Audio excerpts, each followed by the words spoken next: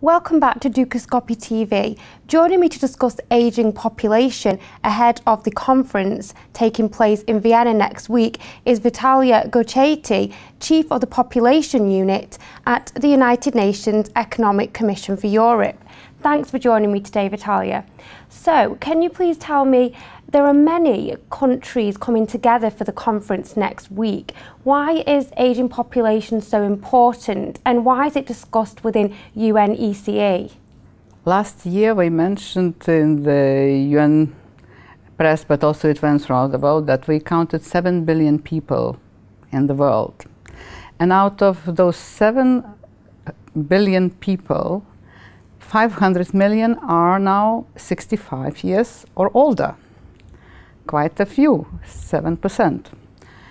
And out of 500 million, 174 million live in the UNECE region.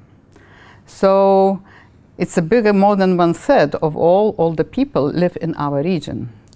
The UNECE region comprises 56 countries. It extends from the Uzbekistan, from Central Asia, goes to Europe, goes to the North America. So we have a variety of countries and variety of situations from the demographic point of view. Population aging is an issue in all of them. So governments realize that it is very important. Population aging affects all spheres of our life. Affects labor markets, affects our social networks, affects the healthcare sector, affects education. Practically everything is affected. And that's why it is so important to deal with these kind of consequences of population aging that impermeate all our networks. So you need to have integrated approach. You cannot just close on one country in one area and work with it.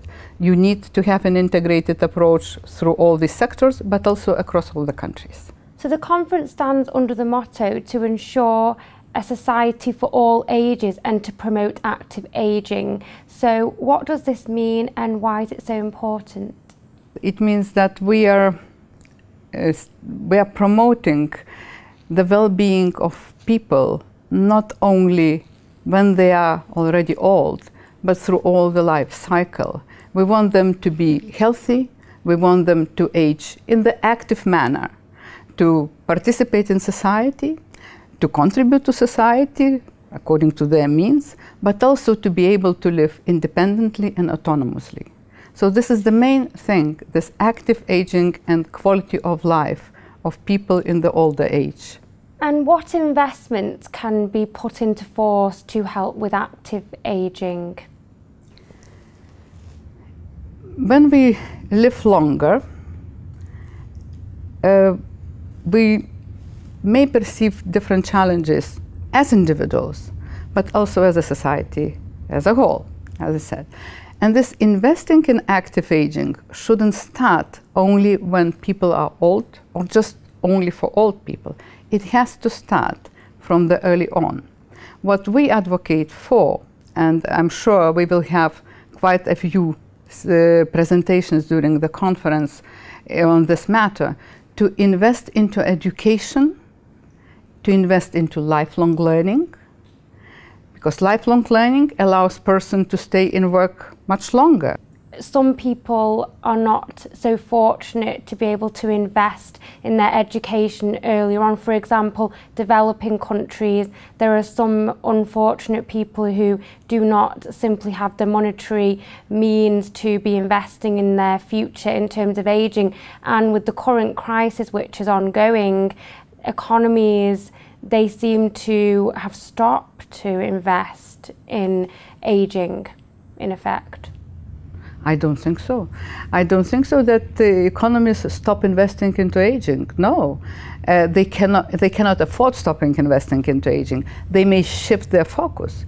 First of all, let's say we talk about UNECE region more. We have more middle or high income economies in our region, and with very well developed social security, social welfare systems. And these social welfare systems are now going through the difficult times, actually, with the crisis, with the current crisis, with the austerity measures that are imposed, that of course affect also the social benefits, also affect sometimes the pensions. We know what's happening in the southern part of our region. But I don't think that any of countries would decide against investing into education and into lifelong learning. That would be a big mistake. With population ageing, what are the main challenges and where are the opportunities in your view?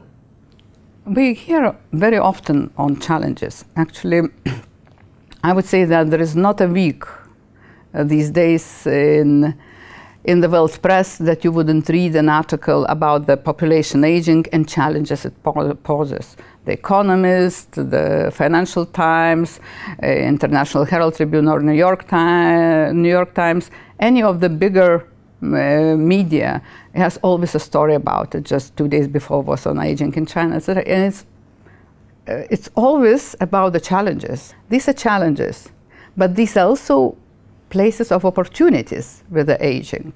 And we just had this year a review, national. Each country reported to us what was done in the last 5 years to help to deal with the challenges, but also to promote these opportunities. And practically most of those countries, when they reported, they gave us that the same area where the challenge lies, the same area provides an opportunity. Well, thanks so much for joining me today, Vitalia, and thanks for all your great insights. Well, that's all we've got time for right now, but stay tuned to Dukascopy TV for more updates and interviews. For now, though, goodbye.